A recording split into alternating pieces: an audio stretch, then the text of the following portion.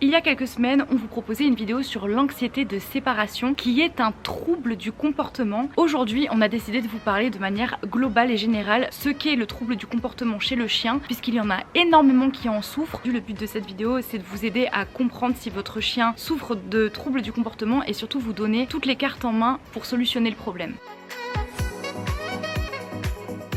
D'après plusieurs études, le trouble du comportement chez le chien dépendrait de deux facteurs. Soit une anomalie dans l'environnement dans lequel évolue le chien quotidiennement, ou bien l'attitude de ou des humains avec lequel le chien vit. Bon, évidemment, on en a déjà parlé moult fois sur cette chaîne YouTube, mais les premières semaines de la vie du chiot ainsi que la relation avec sa mère jouent énormément dans la construction psychique du chien. C'est la raison pour laquelle la période de sevrage est très importante et qu'il ne faut pas séparer la maman de ses chiots trop tôt. En gros, le dessin idéal du petit chien bien dans sa tête et bien dans ses pattes, c'est un chien qui est resté auprès de sa mère jusqu'à sevrage complet, qui a grandi dans un environnement sain où ses besoins sont respectés et où les conditions de vie sont bonnes. Si vous passez votre temps à engueuler votre chien parce que vous ne le comprenez pas, que vous ne connaissez pas ses besoins, que vous le sortez pas ou très peu, que vous ne le stimulez pas, que vous ne le dépensez pas, que vous le bridez sans arrêt, que vous l'empêchez d'être un chien en fait, tout simplement, eh bien il y a de fortes chances que vous créiez vous-même des troubles du comportement chez lui, alors même que tout allait bien dans sa tête.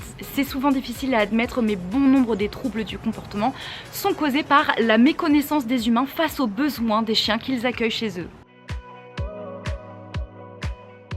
L'hypersensibilité et l'hyperactivité sont des attitudes assez symptomatiques du trouble du comportement. Mais ces deux termes sont très larges et englobent plein de choses. Un chien qui se lèche de façon compulsive, ou encore un chien qui détruit tout dès qu'il est seul. Et non, il ne fait pas ça pour vous embêter ou pour se venger comme on peut entendre chez certains éducateurs. Un chien qui réagit au moindre bruit, qui n'est pas capable de se poser, qui n'est pas à l'aise en société avec ses congénères ou avec les autres humains. Un chien qui ne se fatigue jamais, un chien qui aboie tout le temps. Bref, il est important de trouver l'élément déclencheur et de régler en amont et en profondeur le fond du problème afin de pouvoir travailler sur la forme.